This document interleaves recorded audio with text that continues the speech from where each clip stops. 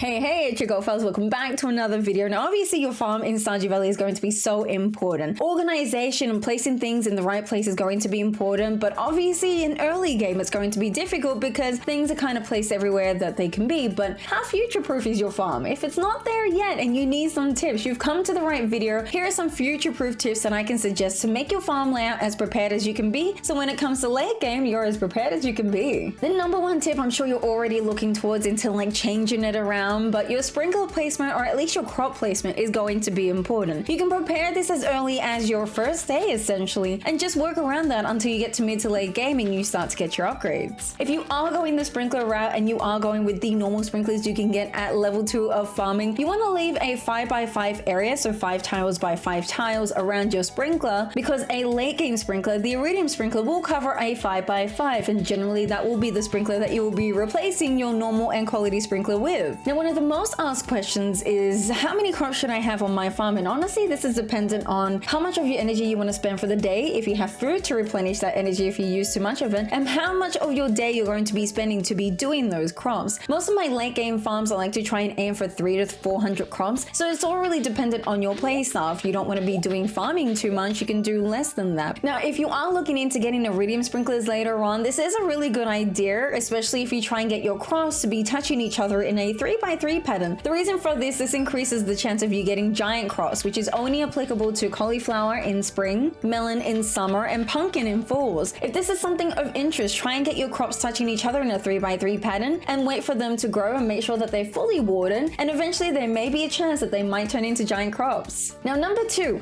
do you have lightning rods on your farm? Now some people consider lightning rods a waste of an item to place on your farm, but I think they're missing out on a big opportunity because lightning rods produce you a really useful resource. At foraging level 6 you get the recipe to craft them, and I highly recommend putting them on your farm. If there is a day where it is raining and thundering, there's a chance that that lightning rod may be struck by lightning, and if you give it some time it'll produce you a battery pack. Now there are other ways to get battery packs, including the traveling cart in Cenotaph Forest and at Skull Cavern by potential drops, but there can be a more consistent way with lightning rods. Not only are lightning rods really cool because they produce you battery packs, but if it is thundering, thunder actually has a chance to strike some of your farm items, including floor paths and even your trees. If you see a black tree on your farm, that's because a lightning strike has actually struck it and there's no use for that tree anymore. If you want to protect your farm, including your crops and even your floor pieces, be sure to place as many lightning rods as you can. You don't have to scatter them around your farm, you can have them all together. Just be sure that you can reach them so you can pick up the battery packs they can potentially give you. But the more that you have, the more chance the lightning will actually strike the lightning rod instead of the rest of your farm. Number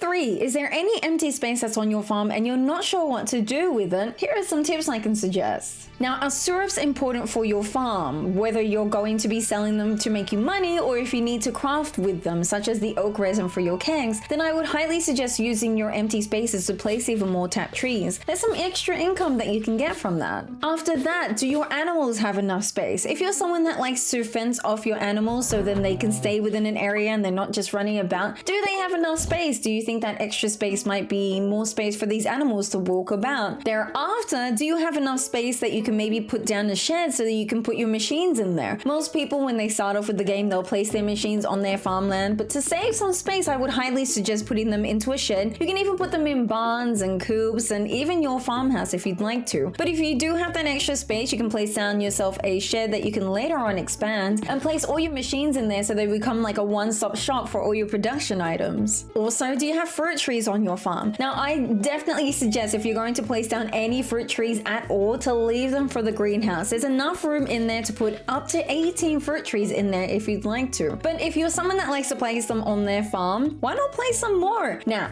how prepared do you feel like when it comes to late game content? Now, if this is your first time picking up Stardew Valley, you won't really have an answer to this, but a lot of people who have played Stardew can always say resources are going to be your number one best friend because there is going to be a little cutscene or mission by the wizard who is going to give you a mission after you complete the community center or the 𝓗𝓸𝓬𝓲𝓪𝓵𝓮 program. When you do that, he has a book that's available that offers some late game buildings. Now, these are going to be expensive, so if you're not making that moolah, it's going to be a bit of an issue. you. Obviously, gold is important, and if you need some tips for that, I'll leave some in the description as well as in the annotations to help you with that. But this tip right here is going to be about the wizard's book that becomes available when you complete the mission for him. Obelisks are one of my favorite things to place down on my farm because they offer you a teleportation to the 4 locations available in Stardew Valley if you have the 1.5 update. The reason a lot of people don't like to place obelisks is because it costs a lot of money. This is why money making is going to be important mid to late game. As mentioned in my first tip, that your crops are going to be important and the amount you place down depends on how you play. Although it is expensive to place down your obelisks, honestly it saves on resources, especially if you're someone that likes to craft your warp totems. Plus it kind of looks cool, and just like the tip, if you do have an empty space, you've got that space available for your obelisk. The other important mention when it comes to the wizard's book is the 𝓗𝓸𝓬𝓲𝓪𝓵𝓮 hut. Now a 𝓗𝓗𝓸𝓬 hut, if you don't know what it is, it's a hut you can place down where the 𝓗𝓸𝓬s in there will actually spend some time picking up your crops if they fit within an area, which they generally cover a 15 by 15 area. If you want your 𝓗𝓸𝓬𝓬 huts to later on be picking up your crops, you can do your sprinklers in a 3 by 3 pattern as shown here with your iridium sprinklers, as well as leaving the space in the middle for a 𝓗𝓗𝓬𝓬 hut, and then also placing a quality sprinkler in front of the 𝓗𝓗𝓬𝓬 hut to allow you some space to put some scarecrows in between these crops. Next tip.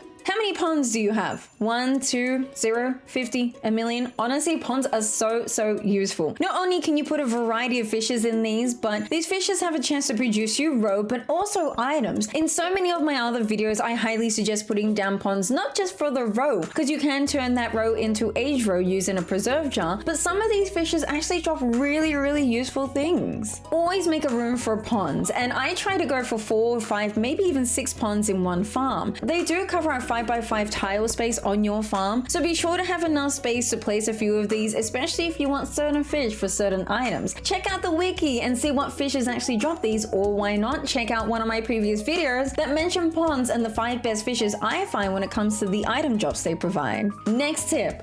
How organized are your chests? Now, to some people, they like their organization with chests. They kind of just have like a dump chest and some that are organized, and sometimes later on they may change this around. But it is actually really important to try and be as organized with your chests without having to need 100 chests to be placed down to be organized. It depends on how you're going to organize your chest, but there is a little description of what that item is when you're hovering your mouse on top of an item that reflects what that item is. And I highly suggest organizing your chest based on these items, such as resources, minerals, and ores. Now obviously a good rule of thumb is having at least 1 chest for every type of resource or item that is in there, but sometimes you'll have a lot of these items, including fishes if you're storing them in here, or forageables, even resources. So a good rule of thumb is generally 1 to 2 chests depending on what these items are. But also consider placing down yourself a workbench, which you can purchase over at Robin's. You can place your chest around the workbench, and the workbench will actually craft you items using the items from the chests. Now this is a mid to late game tip, but it's something to look forward to, or something to consider if you haven't done so yet. Are your skills at level 10 yet? And if they are you happy with the choices that you've made? You can always reset your skills over at the Statue of Uncertainty once you have the sewers unlocked, and you can reset the level 5 option if that's the only thing available, or both your level 5 and level 10 option. You should mix these up, change them about, see what you're happy with and what choices might suit you better. Don't limit yourself to what your skills are. Why not change them up and see what options you have? This is more of a reminder than a tip, but hopefully it's important to you. If you enjoyed today's video, guys, leave a like. You want to see more videos, why not consider subscribing? I will see you next time.